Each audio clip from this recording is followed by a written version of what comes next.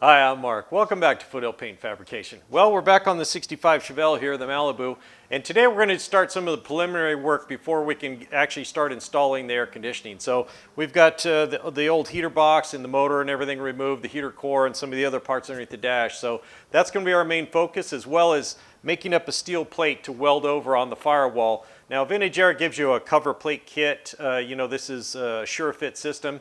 And I don't want to use a plastic plate and some silicone to cover that hole. We're going to make a nice steel plate, get it welded on there and ground smooth. So let me bring you in close and show you what I got going on so far, and then we'll get to work.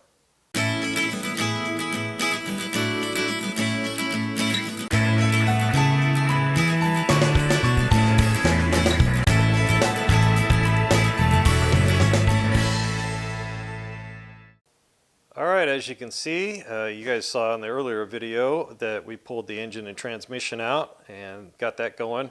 And to get the lines in and do all the work, you really need to take the inner fender well off. So that's what I did. It's not easy to get out of there, but I got it out, no problem. And since I had that one out and painting underneath here, I went ahead and pulled the driver's side one out too, which I always overdo everything. But it's going to make it a little bit easier to do some rewiring. Had a little creative wiring on this car that needs to be fixed. Now, some of this stuff is kind of janky. You can see right here they used like a household wire nut, a real gigantic one, and they've twisted all the main hot wires from the battery, and the horn relay is missing. And I'm pretty sure, I know GM cars pretty well, all those wires connect right there almost like a little bus bar, and then the horn relay is right there as well. So we're going to try to fix that up and get that fixed. Also, there's an amp in this car for the stereo, and they kind of just hooked it to the harness, and then they ran it through where the clutch lever arm comes through the firewall, which is never a good idea. That's a big cable, and having it by moving parts certainly wasn't the best choice. So, and there's some other questionable wiring over here. So we're going to try to get that fixed up. So having the inner fender well off on this side is going to make it a little bit easier to get all that rerouted and fixed up. So today, we're going to be pulling that heater box off. The heater motor's up underneath the fender. I didn't want to pull the fenders off if I didn't have to, since everything was aligned so well on this car. So we're going to leave the fenders in place, get that box off there, and then on the interior, move around here. I've already gutted the interior. The seats were the springs in the seats were just shot. So they had put new upholstery on them, but they didn't replace the springs or the cushions. And I weigh $160 on a good day, and when I sat on the driver's seat, my butt was hitting the floorboard. So I took those out, took the carpet out, and delivered those to the owner just this morning, and he's going to take them over to upholster and have new springs put in there. So they should ride real nice. So I spent some time, cleaning stuff out of here, and we're going to get that the vent box right there, whatever it's called. We're going to get that out as well. And then we can start thinking about covering up that hole in the firewall. So let's get these things out of here real quick, and then we'll see about making up a plate. Okay, let's get this heater box cover off here. There's a lot of sealer on here, so it may take a little bit of work to get it off.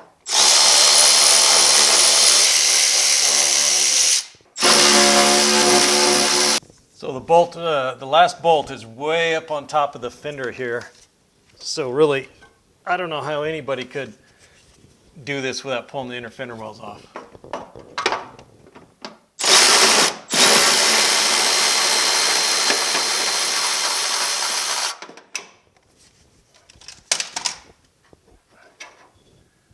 That's that. Let's see if we can't get this thing out of here.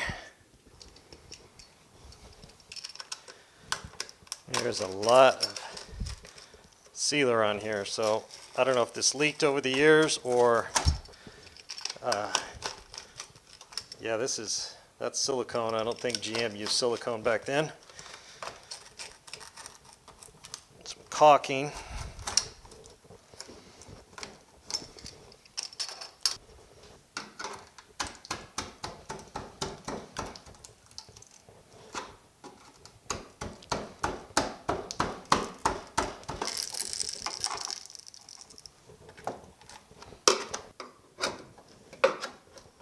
lot of silicone in here. Ugh. Ugh.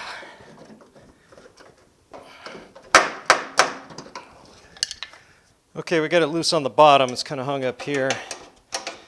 So we can't. There we go.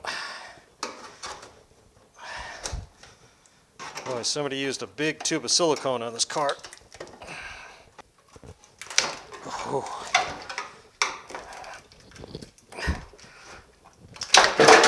Woo! Must have been a sale on silicone that day when they went to buy some. All right. Well, got that off. So we're going to make a plate to cover this right here real nice. So there's a lip on here. So we're going to go ahead and we'll cut that smooth. And then we'll get a piece of sheet metal and scribe it and weld that in real nice, grind that smooth, fill in these extra holes here. So maybe we'll make the plate a little bit bigger to encompass those holes. And then we can just weld these other holes in. And that'll take care of that part right there, which is excellent. It's going to be fairly easy. It's a smaller one. So let's jump on the inside and see about getting the heater box out of the inside. I think they call it the vent box or whatever. So let's get that out, and then we can start cleaning up all the silicone. I don't like having silicone in the shop. So let's see about getting that cleaned up pretty quick here. Okay, I think I got everything disconnected. The 3 selector cables and a couple of wires, and I think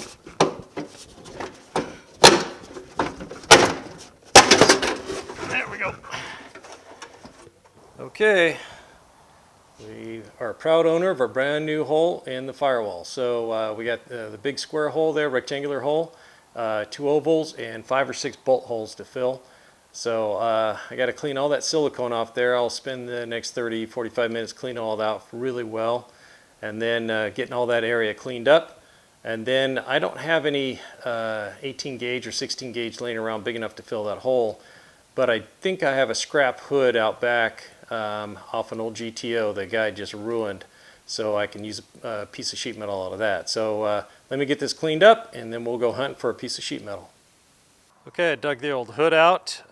It was actually from that car out there, and when I got that car, it had a big block 396 Chevy in it with I forget what transmission, some automatic transmission, some homemade ladder bars. It was just a total hack job, no inner fender wells. And they had this hood on it with a giant hole cut in it with some sort of fiberglass hood scoop, sheet metal screwed to the hood, had a hood mounted tack, and this is where they ran the wires for the hood mounted tack and the oil pressure gauge. I think they just took a screwdriver and drove it through there. It was really sad. So I saved it, the car. Part of the deal was the engine and tranny had to come out, which I had no problem with. So I saved it from the guy, and I drove that thing for quite a few years. I put a different hood on it, and it's been nice. Now this thing saw a hard life anyways. Has some body filler up front here. Emblem's still good, and the hood bolts are still good. So I'm going to take all that stuff off, but today we're going to use it for a volunteer for some parts. So we're just going to cut this piece out right here, and then we'll use that to patch the firewall in the Chevelle.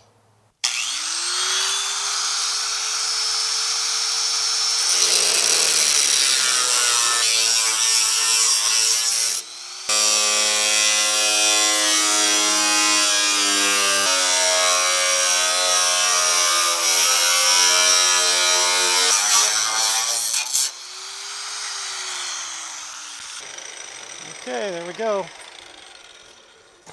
One donor patch from a 67 GTO to a 65 Chevelle. And looks like the squirrels hit a peanut in here. Huh, imagine that. Okay, it's all cleaned up. I took some 36 grit on the little angle grinder and cleaned it up real nice so I could see my Sharpie lines. So it's kind of a parallelogram, all straight lines, make it easy to make the patch panel fit. And I'm incorporating these holes instead of trying to patch them separately. It's just as easy. So, and I cut the insulation back on the back side here out of the way because there was really nothing left of it, just a little strip anyway. So I'm just going to go ahead and cut this, and then we'll hold this up there and scribe it and get this patch to match, and then we can weld this thing in.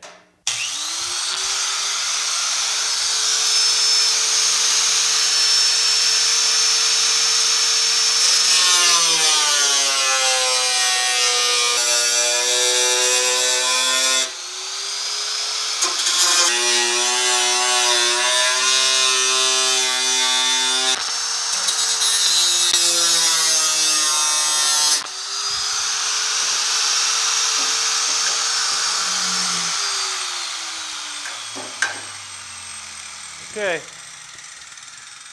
that firewall is a lot thinner than I thought it was going to be. That is pretty thin sheet metal right there. So I'm pretty sure the sheet metal on the hood is a little bit thicker gauge, but we'll still match it up, get it welded.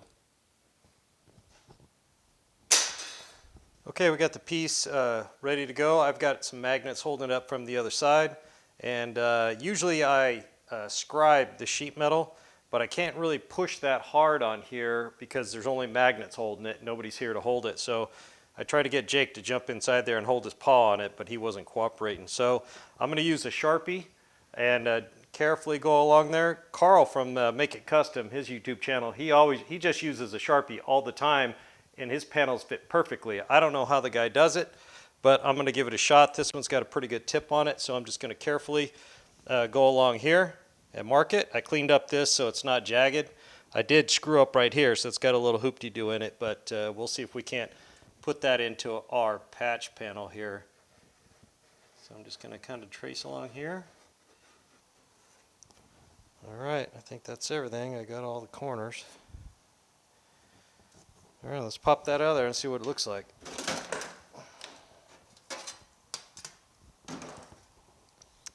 Well, it's a pretty clean line. A little fatter than a scribe, but it has even my little hoop-de-doo in it here. So I'm going to go and cut this off camera, and we're going to start fitting this on here, and then hopefully get it fitted well enough to weld up with no problems. Okay, I got it fitted. It's fitting really good along the back side here. The bottom's not too bad. A little gap right here, and the top has some issues. So I think I'm going to stick to scribing and not try to use the Sharpie. I don't know how Carl does it, but he nails it every time, it seems like. A little bit of a gap here where I had my hoop-de-doo, but that notch fit in there really nicely. So it feels like it's fitting well. It's kind of popping in and out, so I probably need to sand just a little bit off of it. But I'm going to get this cleaned up, and we're going to see about getting this thing welded in. Okay, I got it all welded in.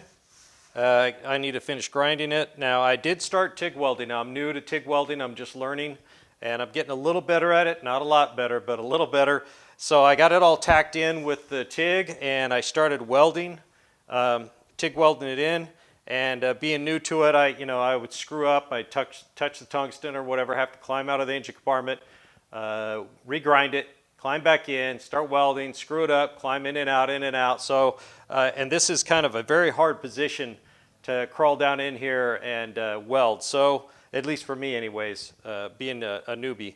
So I just stopped. I don't have forever to get this done. So I switched over to the MIG and welded it in, easy peasy for me, no big deal. So the last thing we have left to do is we have 8 mounting holes all the way around, and I just cut some little pieces.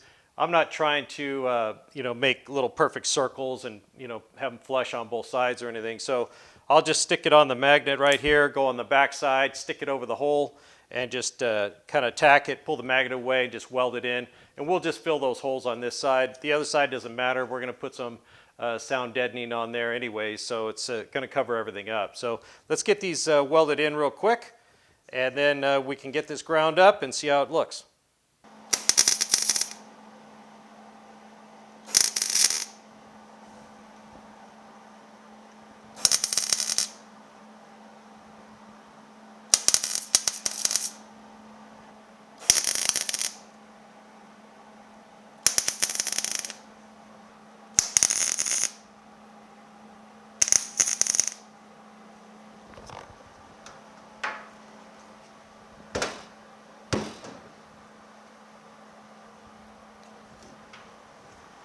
All right, we got them all tacked in.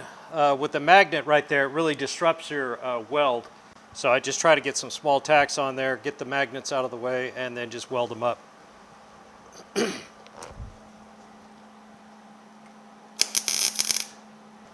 Got them all. Now we just got a lot of grinding to do. Okay, all we have left to do is grind. So I'm going to hit it with the hard wheel first and then hit it with a flapper disc and smooth this out. So let's see how quickly I can bust this out.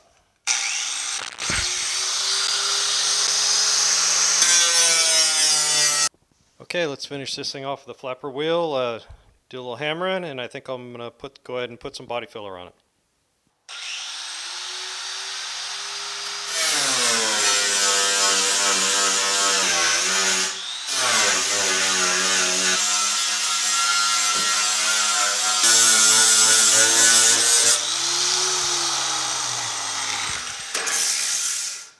Okay, got it ground good and flat. The weld is pulled in here a little bit, so I'm going to go on the inside and hammer that out a little bit. I can't, my arms aren't long enough to dolly it out, so I'm going to hammer that out, check it with a straight edge, try to get it roughly straight. It is just a firewall. I'm trying not to go overboard like I usually do.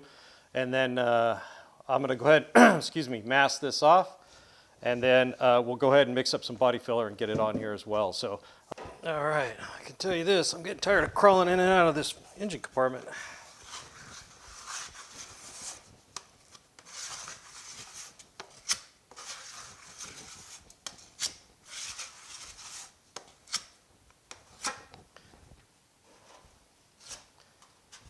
Let's get this on here.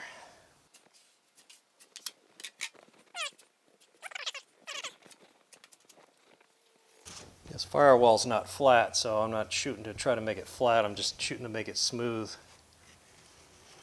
So we'll just kind of work up to this edge here and then just transition everything down. I think I'm probably just sand it with a DA and just kind of sculpt it into something, I guess.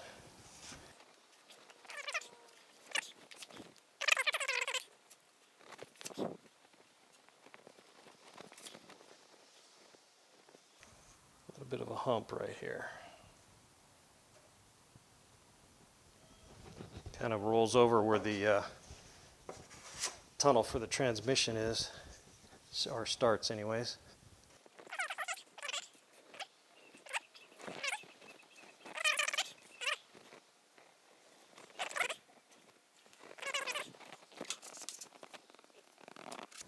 All right, fix my screw up. Let's run the cheese grater over it real quick and we'll hit it with the DA with some 80 on it. And that'll be about it. We'll stop there till we do more prep work and underneath the hood here for paint.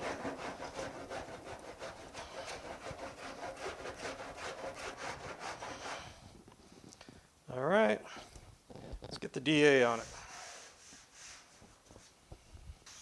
All right, let's get this knocked out here.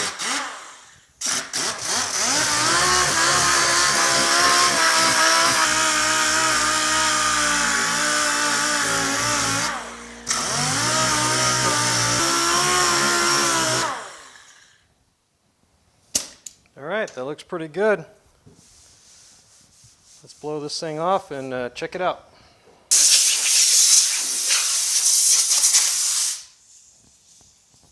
Okay, looks really good. Nice and flat across here. It's got a little wave at the bottom here, but that was already stamped into the firewall, so we just kind of followed all the contours. So we're going to stop right there at 80 grit with the DA, and when we do the prep for paint for the engine compartment, we'll sand it a little nicer, maybe even throw a little primer on it, and then but we'll take care of that when we paint the engine compartment. So we're stopping right there. So we got the heater box hole welded in. Filled in and filled, so I'm really happy to get that far. I wasn't even planning on doing the body filler on it, but it's nice to knock that out and get that dirty work out of the way. Okay, we got the heater box removed from underneath the dash and off the firewall, and we got the hole welded in. Got a plate welded in over there and filled. Get you guys close. Still have some more work to do on that body filler, but it's pretty thin. I'm going to sand it some more, probably with a block, even though I shouldn't.